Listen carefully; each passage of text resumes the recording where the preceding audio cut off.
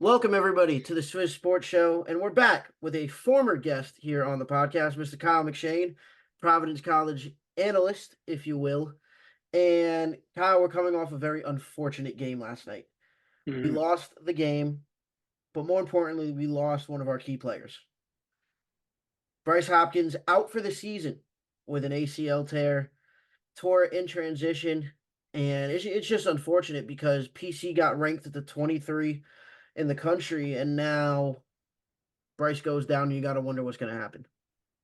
Yeah, it's a sad day in Friartown, obviously, with what happened last night. I was there, didn't even realize it happened until it was a dead ball, and all the things I've seen, it was, Bryce was screaming in agony on the floor. Like it looked bad right off the jump, and it was just.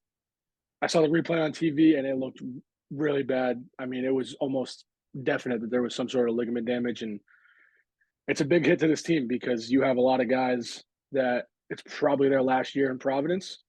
A lot of grad transfers, a lot of seniors, um, and now they're going to have to get the job done without Bryce, who's obviously unanimous All Big East last year, and it's a big piece missing. Yeah, and you mentioned that, and I want to look forward to it because they could have won that game last night. They should have won that game last night. Um, but Bryce goes down, and it's just like the energy of that team got taken away. And So go I ahead. would, I would, I would almost argue after the injury was kind of when the momentum and the energy picked up. Obviously, I mean that's a punch in the gut. Your star players, Mhm. your star player just got carried to the locker room essentially. Um, but I mean, it was flat in that building last night. There was low energy, and it was a winnable game, and I think it was a sense of um, complacency. You get ranked, you got a bunch of new pieces, you get in that top 25, and you assume it's a bye game. The energy was flat last night. Um, Players, coaching staff, fans, everything. It was just flat, and it almost felt like it was an expected win. Yeah, you bring up fans. I don't think I've ever heard the dunk or the amp that quiet for a game since they played DePaul last Thanksgiving. It Yeah, I mean, you get in the building, and it's just you barely knew the game started. I mean, it was dead the whole first half. And a building that kind of takes pride in being one of the better home court advantages in the country, you can't not defend home court, especially, they showed that stat on Fox. I think Providence was 40-3 in their last 43 home games. Now they're 41-4, and two of those losses are to Seton Hall.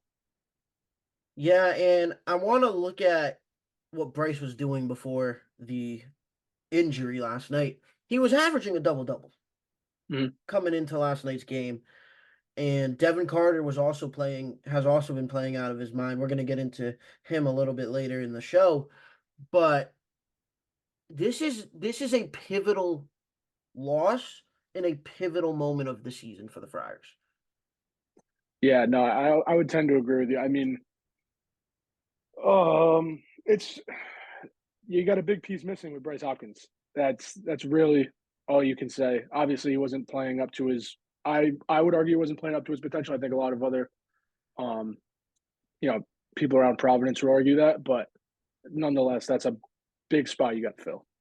Right, because not only does it take away a good portion of scoring for the team, it also takes away the rebounding factor.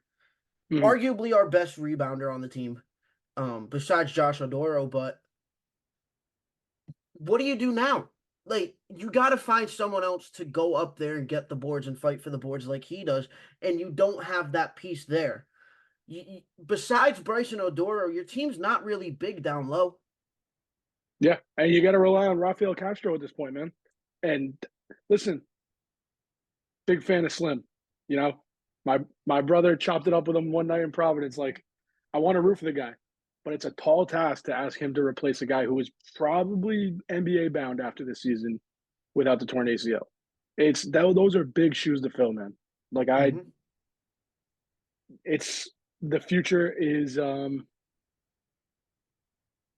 Unsure. I would say it's an unsure feeling right now in Providence. Before Bryce went down, I had us in that Sweet 16 um portion of the NCAA tournament. Now I don't even know if we're going to make it to the round of 32, yet alone the tournament. Because now you have to go up against teams like UConn coming up, like a Georgetown team who shows a lot of fight, Mhm, and you got to go to Marquette. You got to mhm. go to St. John's, and St. John's has to come to us. But you don't. You got to be stupid to not think that Ed Cooley's not going to make a game plan around this. Yeah, I think the Friars got exposed last night. First of all, credit to Shaheen Holloway. There have been 4 times teams have gone into that building in the last, what, 3 years and won, and twice has been at the hands of Shaheen. The game plan last night was smother, smother Devin Carter, and no open shots were able to, you weren't able to find ticket gains or Rich Barron in the corner. None of that. There were no open shots. Like, hats off to Seton Hall. But listen, like you said, you got to go to Marquette, you got to go to St. John's, you got to go to UConn. Home teams usually win in the Big East, and I think that's why last night was such an important game. You had to defend home court. Home teams win in the Big East. 24 hours ago, we're looking at or Providence at the top of the Big East standings at 2-0. They're tied with Villanova. Now you lose to Seton Hall. You lose Bryce, which obviously punch in the gut. That sucks. But now you got to go on the road to Creighton, on the road to St. John's, and then you come home. You would assume you defend home court, but you run into a Xavier team that's just starting to heat up. So it's 24 hours ago we're 2-0. Future looks bright. Today there's a chance we come back home 2-3 in the conference. Yep. I agree with that sentiment that you just said, and I want to get into a little bit of some of the playing side of this. And a guy who hasn't been living up to standards to me a little bit is Jaden Pierre. Okay. Jaden Pierre doesn't look the same like he did last year. Now, granted, he was hurt for a little bit, and he's starting to find his groove again as that role player off the in the starting lineup, but the shot consistency for him is not what it was last year.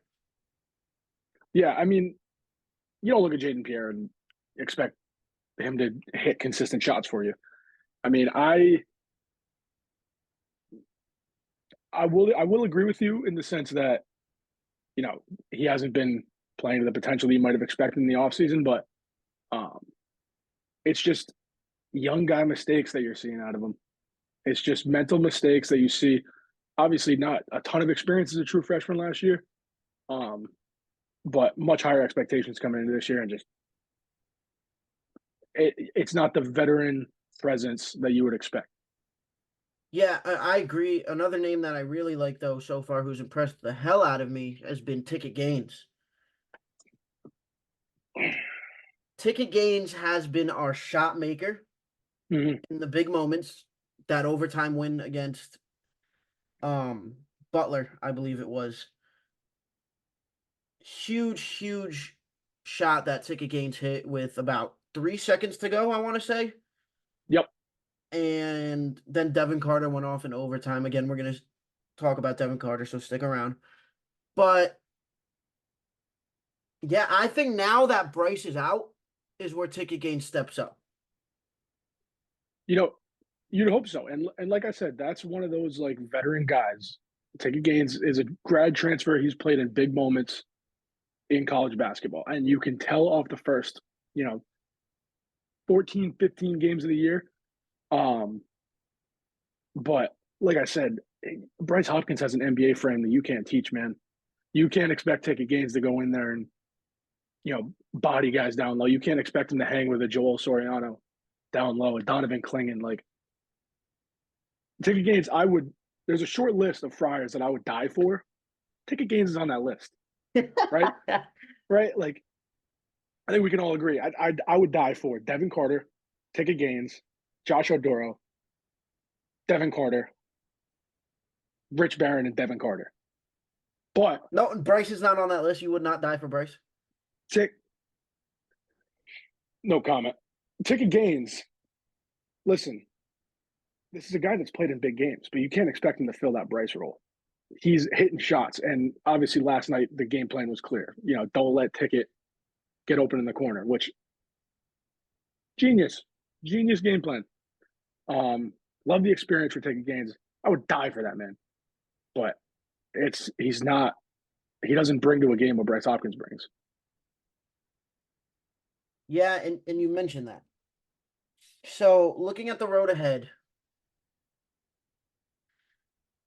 it's going to be a tough road. It's Mhm. like I said, you lost Bryce at a very big point in the season. You're about 8 weeks out from the tournament, Mhm. and now this happens. So now I gotta ask, Kyle, what is Kim English's plan got to be? Um, that's a good question, Ty. I think obviously this just threw a wrench in the entire season, right? Like you had all these high expectations, and your second team all conference player goes down. I 24 hours ago was literally having a conversation saying I think Kim English is the best thing that could have happened to this program. I think Ed Cooley was limiting us, and the trajectory that this season was going showed so much promise. Your all conference guy goes down. There's a shift in expectations. There's a shift in how you're going to see this team play. But I think this is one of those times, and it's an early gut check for Kim English to see, how's this team going to rebound? How are you going to rally these guys? And, you know, you can't just have a bad season and chalk it up to, oh, well, Bryce Hopkins wasn't playing. Bryce Hopkins wasn't there to bail us out in certain situations. I think how this season goes is going to be a big test to see how Kim English um, can kind of put this team on his back and rally these guys. Yeah, now we got to look at the rankings real quick.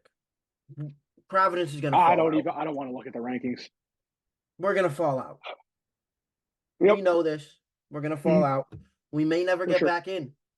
We may never get back in. Mm-hmm. I do expect Bryce to come back now for his senior year, without a doubt. You got to imagine. I mean, obviously the ACL should be fine by, let's say, May, June, but you can't expect him to go to the draft off an ACL. One, that's going to kill your draft stock. Two, you know, give yourself another year in college, remind everyone who the hell you are, right? And kind of boost that draft stock. What he That would be has the to smart thing to do, do. what he has to do is come back a different guy than what he went down as. Obviously, you would hope so. We saw Bryce come into the season a different guy than he left last season, and that left, I think, too high of expectations. Everyone was fired up. He came into the season, I think it was down like 15, 20 pounds. Oh, Bryce is going to move quicker. Bryce is this, Bryce is that. You just got to accept it for what it is. I think you can't expect too much out of him, but I think he will. This time next year, we'll be having a very different conversation. And Bryce Hopkins will remind people why he was unanimous All Big East last year. Yeah, and now let's get into your guy, the one and the only, Devin Carter. Devin Carter, ladies and gentlemen. I think the unanimous right now, Big East Player of the Year. Yeah, I mean, he has a case, and listen, I was on record. I want to say I was on record in July. Was it July I came on Yeah, I and think so. coined him Big East Player of the Year? Listen, I might have been blowing a little bit of smoke right there. I probably wasn't 100% confident in that, but man, he's been balling this year. He's a dude, a dude. Listen, I think obviously with this injury to Bryce, it's going to extremely affect the team. But if this team can rebound and finish, say, 12-8, 13-7 in conference, I know that's asking for a lot.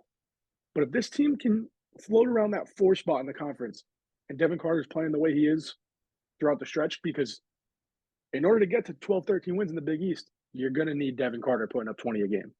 That plain and simple. If that happens, you're looking at a real strong case for Devin Carter as Big East Player of the Year, and I would die for that, man. Put Dog. Kyle up on the cross. Just have Listen, a Devin Carter like shaped cross. Kyle McShane's just on it. Just yep, I would die for him. 100%. Dog. So, with that being said, Mhm. you have to kind of almost as a Friars fan, got to admit that Devin Carter's got to backpack this team now. Mhm. It's going to be a task. But now you're going to see guys like Donovan Santoro step up. Who the hell knows where Justin Fernandez is? Yeah. But it's gonna be tough. It's gonna I'll tell be a you who's very going to have tough. to step up. I'll tell you who's going to have to step up. It's Corey Floyd. Oh, absolutely. That is one prediction. I went back and watched our last episode. That's one prediction I've gotten wrong so far, I will admit. Corey Floyd hasn't had as big of a role as I would have expected. Obviously, you kind of, sacrifice Corey Floyd stepping up for Taker Gaines and Josh Oduro becoming much better than I expected. But Corey Floyd's going to have to step up. He's that next wing guy that can go and get you a bucket, and he can defend. He can move side to side. Like, you're going to see a lot more minutes out of Corey Floyd, and they're going to have to be important minutes. Yeah. So with that being said, Kyle, do you think we're in for a rough month with the Friars? You're asking the wrong guy, because listen, I'll tell you, we're going 5-0, 6-0 the rest of January. You're asking the wrong guy, Ty, because I have optimism. I know it's not the smart thing on paper, but someone's got to have faith in this Friars team. Right. And if anyone believes in Devin Carter, you're looking at him on your screen right now. All right? If Devin Carter has no fans, I'm dead. If Devin Carter has one fan, it's me. Like, if anyone, listen, unfortunately, for better or for worse, if let's say Devin Carter goes and puts this team on his back, Friars finish, let's say 13-7. That's like best case scenario, I think, at this point. 13-7 in conference. It's at the hands of Devin Carter putting this team on his back. It's possible, may not be likely, but for better or for worse, if it happens, he's gone next year. He's in the draft. All right. Well, ladies and gentlemen, that'll do it for the Swiss Sports Show with Kyle McShane. Kyle, thank you for coming on. We will. Thanks for having me, man. I gotta hop in the shower, man. Dude, I did tries today at the gym. I smell like crap. So I gotta hop in the shower after this one. All right. And I appreciate you having me on, man. As always, Kyle, it's been real. Go Friars. And prayers up for Bryce. Prayers for Bryce. Go Friars.